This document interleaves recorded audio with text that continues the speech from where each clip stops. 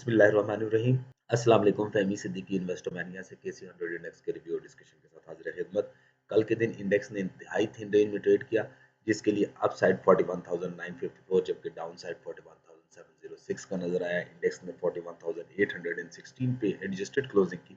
40 point का net loss index में day on day basis पे विटनेस हुआ। 69.04 मिलियन के वॉल्यूम ट्रेड हुए। That volume was dried on dips.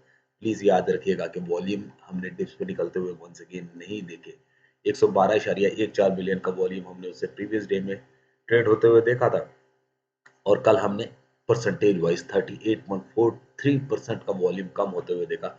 Market को डिप मिली लेकिन बाइंग नहीं आई। जब मार्केट को स्ट्रेंथ मिलती है तो बाइंग आती है।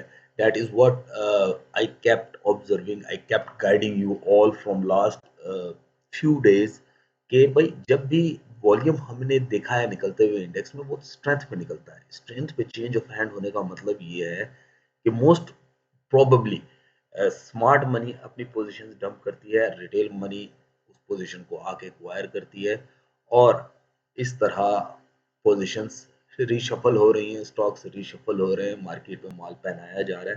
That is what my personal indication is, that is what my personal reading is.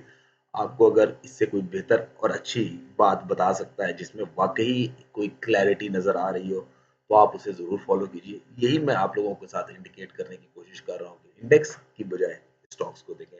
Last day भी हमने यही बात विटनेस की थी कि 42,300 42,450 से ऊपर सस्टेनेबिलिटी इतनी आसान नहीं होगी। 42,300 से इंडेक्स को रिजेक्शन मिला, और कल हमने इसका पहला टारगेट 41,710 को अचीव होते हुए देखा। 41,706 का लो बना। अब अगर हम आने वाले दिन को डिस्कस करें तो उसके लिए मैं आपको चार्ट्स की तरफ लेकर जाता हूँ। ये वो चार्ट है जो हमने कल भी डिस्कस किया था, जिसमें हमने ये बताया था कि इंडेक्स के लिए इन लेवल्स के ऊपर रिजेक्शन नजर आई है, जो कि 42,300 का लेवल है, और जो इम्पोर्टेड सपोर्ट नजर आ रही है वो 41,650 660 के अराउंड नजर आ रही है। ये वो सपोर्ट है जो प्रीवियसली एक रेजिस्टेंस का काम किया करती थी इंट्राडे बेसिस पे। अब ये सपोर्ट का काम कर रही है, लेकिन अगर ये सपोर्ट टूटती है तो इंडेक्स में जो डाउन साइड के लेवल हैं वो अप साइड से ज्यादा हैं। ये तकरीबन 800 पॉइंट्स डाउन साइड के ऊपर, और यहाँ से अगर हम खड़े होकर ऊपर देखें तो तकरीबन 700 पॉइंट अप साइड के ऊपर। स्टिल हम ये एक्सपेक्ट कर रहे हैं कि इंडेक्स इसी रेंज में ट्रेड कर सकता है, और इस ट्रेडिंग रेंज की जो टोटल रेंज बनती है वो 1650 पॉइंट्स के अराउंड बनती है।